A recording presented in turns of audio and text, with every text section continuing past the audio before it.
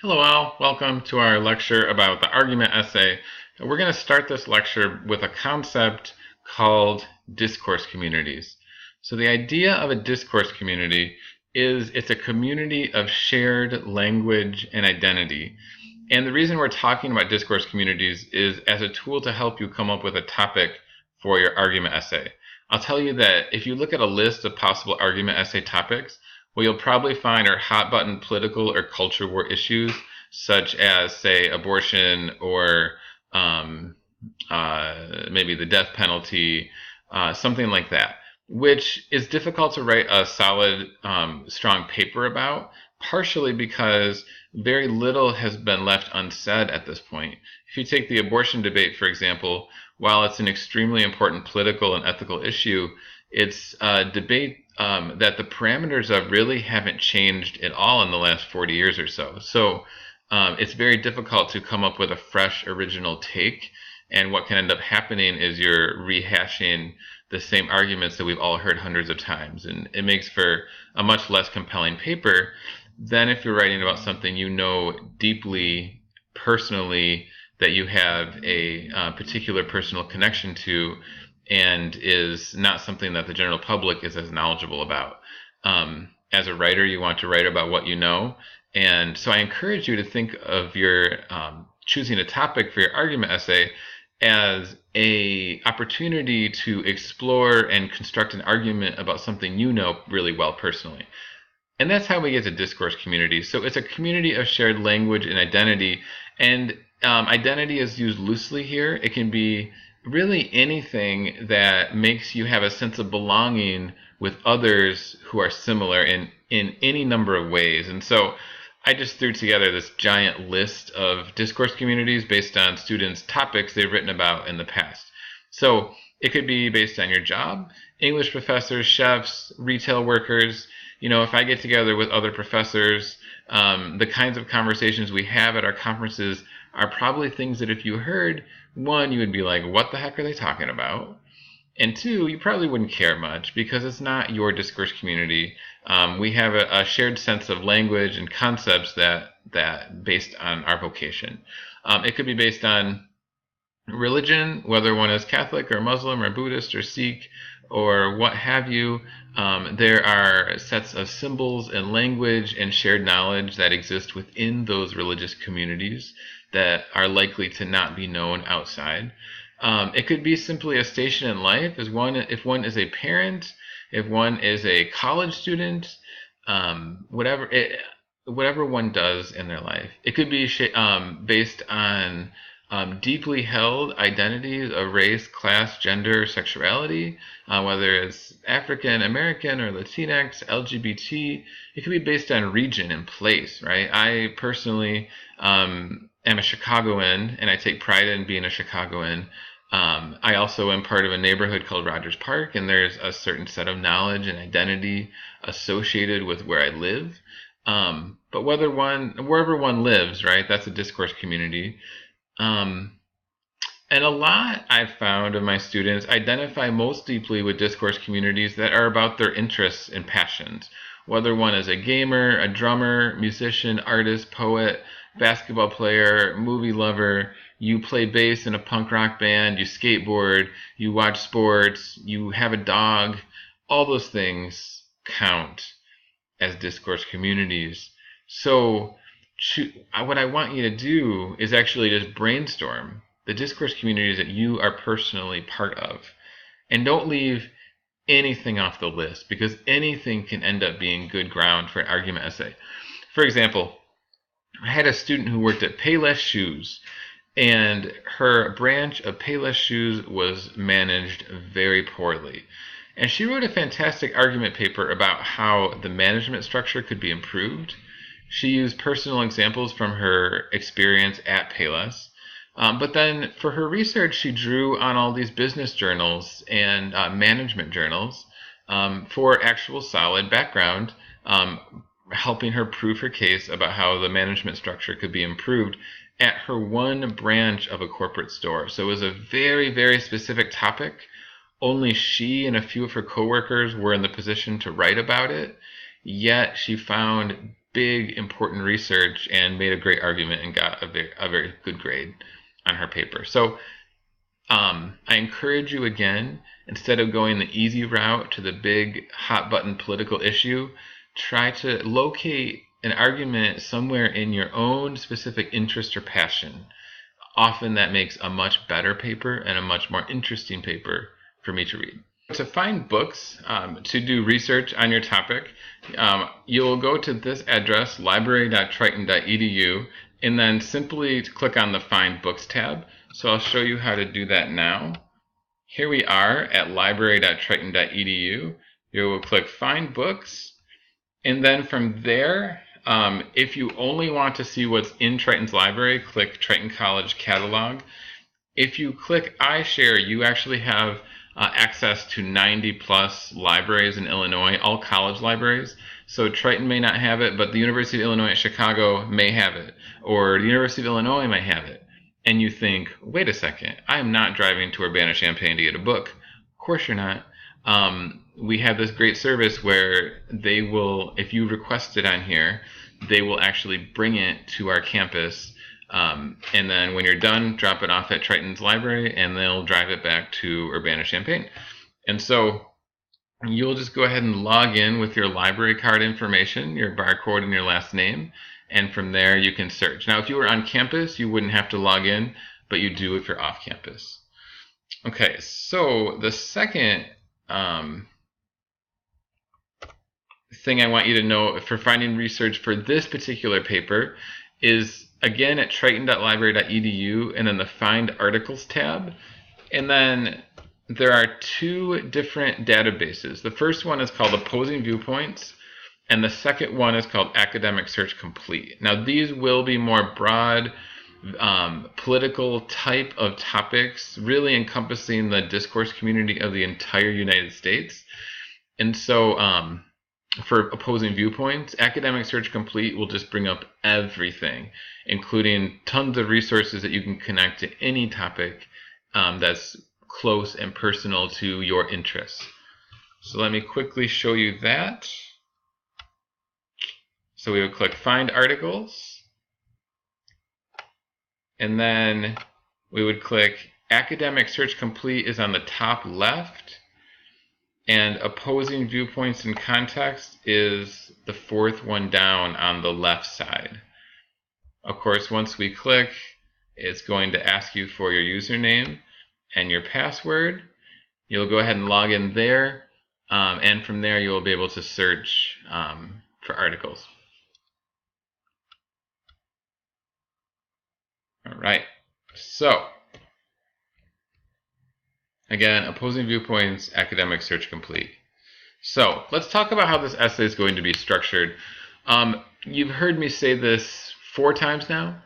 The whole purpose of your lead, that first sentence or two of your paper, is to get your reader's attention. And so that's all I want you to do, is make your reader interested, give them some sensory detail or some compelling description to make them interested in the very first or second line of your paper. From there, we'll have a portion called Entering the Conversation. Now, this may be new to you, so I want you to really pay attention to this segment. What you'll do here is, before you give your take, your stance, your thesis, you're actually going to explain the overall controversy in an interesting and unbiased way. This does a couple things. One is it increases your ethos. It gives you credibility because it shows that you actually understand both sides. You're not just someone who has made up your mind and is closed to the idea that there could be an intelligent perspective on the other side. The second thing this does is it informs your reader. So for those of you who write about topics I know little about, if you write about skateboarding or drumming gear, I don't know much. And so this will help me understand the overall controversy so that I can see where you're coming from in your perspective. So here's how it'll work. This is the way you'll write it. First of all, you are going to state the origin of the controversy. So as my example, I'm going to use the controversy over whether community college or now college with Bernie Sanders should be tuition free. So here is the origin of that controversy. In 2015, President Obama proposed tuition-free community college across the U.S. Pretty straightforward, right? It tells you the origin of the controversy, and it doesn't tell you which side I, the reader, am on. It just explains where this came from. Now, secondly, I am going to summarize one of the 2 points of view available. Here it is. Some, like Joshua Viner of the Wall Street Journal, assert that free community college would be, quote, an investment in the country's economic future. So what I've done is I've given the pro side here, but I've written it in a way so it doesn't sound like it's my opinion. It's simply the opinion of that some hold. Now, I'm going to transition to show the other side. So I'm being very objective here, very unbiased. However, critics like Monica Herc of the Wall Street Journal challenge this by arguing that the cost to taxpayers would be too high. So I've shortened this so I could fit it on a slide, but at this point you understand the basic premise of this debate. You have a sense of what both sides are here. That is the idea of entering the conversation. So whatever your topic is, you'll do this. And this will probably be minus 3 sentences here. I shortened it. Yours will probably be 4, 5, maybe 6 sentences to give a very good summary of the debate in your introduction. Now, I don't want anyone to be misled, because at this point, some might think, oh, so this paper is only informing people about a debate? No, it's not. This part of the intro is only doing that. The rest of the paper will argue vigorously for your opinion. Okay, so from there, I've entered the conversation. Now it's time for me to give that opinion. It's time for me to say my stance, to say what I think, which I will argue vigorously through the entire rest of the paper. And that, of course, is the thesis. It's the main claim that I, the writer, will argue. So, here's a definition of a thesis you may not have heard before. It's a statement that will divide the opinion of a competent audience. So, my thesis must generate controversy. If I say a thesis and everyone in my audience agrees with it, 100%, they all agree, it's actually not a thesis. Maybe it's a fact. Maybe it's just an opinion that's so popular people don't disagree anymore, right? It's not contested. It must cause disagreement. There must be 2 sides of the debate for it to count as a thesis statement. It includes a topic and it includes a stance on that topic. Okay, so is this a good thesis statement? Follow along. Let me know if you think it's a good one. Free college! No, that's a terrible thesis. It just is a topic with an exclamation point. No, bad thesis. Okay, is this a good thesis? Many people think college should be tuition free. No, it's not a good thesis because listen, your thesis is what you believe, what you think. It's your stance, not just that of many people. All right, so here we go. Here's a thesis statement. Public colleges and universities should be tuition free. Bingo, that's a thesis. And that's a thesis because some will agree with you, some will disagree with you, and your opinion is very, very clear here. All right. So here's a thesis statement tacked on to my entering the conversation. While both sides raise valid points, see, I'm very diplomatic. Tuition-free community college would damage higher education and the economy. Now, again, it's very clear what I, the writer, believe. By the way, this is an example. I'm not editorializing any particular viewpoint, but I have a good thesis statement here, don't I? Okay, moving on then. We're done with our intro. We've finished it with a bang of a thesis statement. And now we're going to get on to the business of proving this thesis to be true. So, body paragraphs. Each of my body paragraphs are going to start with claims. Now, my claims are going to make statements that support my thesis. You may have heard the term topic sentence before. That's just a more general term. For argument essay, your claims are your topic sentences, and each of them is a mini thesis, you could say. If all my claims are proved true, then I should have an airtight case that my thesis is true. For each claim, I have evidence, and the evidence is where all that great research comes in. This is where I use my documented sources, my statistics, facts, examples, logic. The more evidence, the better. And in fact, I would say the biggest pitfall I see with students on argument essays is they just lack evidence. They just really don't have enough strong evidence to convince a real reader. They might go through the motions and they might use a quote and cite it, but it's not really enough in the real world to persuade anyone. And remember, your whole purpose here is to persuade your reader. So you may need a lot of evidence to actually persuade a real reader in the real world. And that's how I'll be evaluating you. Is this actually persuasive? Will you actually change someone's mind? All right, now, once you have your evidence, you've cited something, you have some statistics, you may think you're done with the paragraph, but you're not. It needs explanation. It needs you, your voice, to explain how it is that the evidence supports the claim. In other words, make the connection for your reader. Explain why you've used this evidence and why it makes your thesis that much stronger.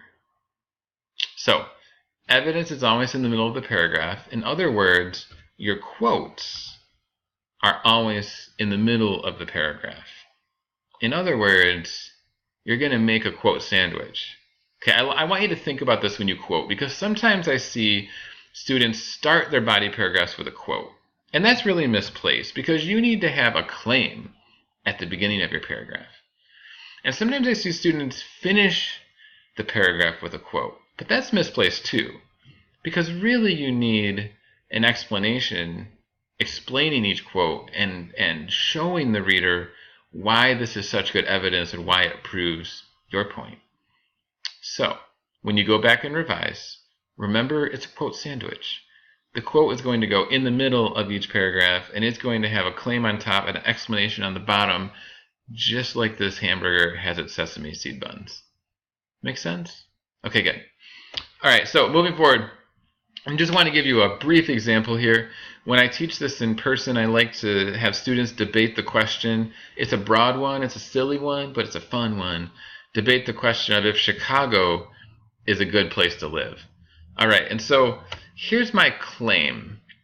Chicago is a great place to live due to its improving economy. Ha ha ha, some might say. How can Chicago's economy be good? It's known to be poor. But I've made a claim that it's improving anyway, right? So what's my evidence? Here's where I'm going to go to my research. And so I pulled a quote from Forbes magazine that says, Chicago has led the nation in corporate locations for 4 years running, tallying 424 relocations in 2017. Now, maybe to me, the fact that 424 corporations have relocated to Chicago is a big deal. Maybe to me that means the economy must be doing well if this many companies are relocating here. But to you, you may think, I don't care about these companies relocating. I'm still struggling. My taxes are still too high. I still don't have money. So in my explanation, I need to try to make the case that what I've said for the evidence really matters, that it really helps prove my point about Chicago's economy. So here's what I might say, which of course I shortened for a slide. I might say, this shows that. By the way, if you don't know how to write your explanation, the phrase this shows that is a sure bet. This shows that Chicago will have many jobs in the future. When companies relocate to Chicago, it creates jobs for high-paid executives, lower-wage services like custodians, and other businesses where both groups spend their money. This also means more tax money for schools, roads, police. I could go on, but do you see how important my explanation is? It really is supposed to show why this little quote from Forbes actually proves my point and is actually a powerful piece of evidence. The readers probably won't get it until I spoon feed that to them. All right, great. So I hope that makes sense. I want you to remember one thing when you write this paper. You are the star of the show. Sometimes with research papers, people just dump research. So many quotes that I can't even hear their voice as a writer. Remember, the things you're quoting, you're really just using those writers to support your point. But you're the star, so let your voice shine. And make sure that you're doing the claims and the explanation throughout, so we always come back to your voice and your perspective on the topic. Okay, so moving forward, you will have a counter argument and rebuttal paragraph. And here is the purpose if you haven't seen this before. For the counter argument, you are going to state your opponent's claim. By opponent, we mean the person who believes the opposite perspective that you do. Now remember, your thesis is a debate. It's open, it's controversial. So of course there will always be another perspective. And if you were making this case and someone who disagreed with you were in the room, at certain points they would say, objection, and they would make their case, right? So for the counter argument, you are going to actually give them a voice in your paper. The people who disagree with you, you'll give them a voice. You will say fairly and accurately what their perspective would be whenever they would raise an objection. Okay, so why would you do that? Doesn't that just make their case stronger? Why would you give your opponent a voice? Well, you do it so you can refute it. You do it so you can knock it down. So whenever you include a counter argument, it is followed right away by a rebuttal. And the rebuttal will show why the opponent's perspective on this is false, or it's irrelevant, or maybe they have a point, but it's less important than your point. Maybe the cost that they see and they object to is a small cost to pay for the benefit that you are arguing for in your paper. So again, we bring up the opponent's point of view so we can knock it down. That's the whole purpose. Then, once we have stated our rebuttal, because counter argument rebuttal, this could be just 2 sentences, then we support it with evidence. We always support what we say with evidence. We're going to not only say the opponent's wrong, we're going to prove they're wrong with our research. All right, so conclusion of the paper. First, it's going to remind the reader what your thesis and your main points were. This can be 1 to 2 sentences because you've just laid this out. We don't need any more. Then we have the implications. The implications just explains what your claim means for the future, what it means for the readers, what it means for society, what's the main point, what's the big effect that we can expect to see in the future if what you say, if your argument is true. All right, so that's the whole argument lecture. Read the chapter as well. There's some more detail on a few points in the chapter. Let me know any questions at all that come up on this, and I will talk to you soon. Bye.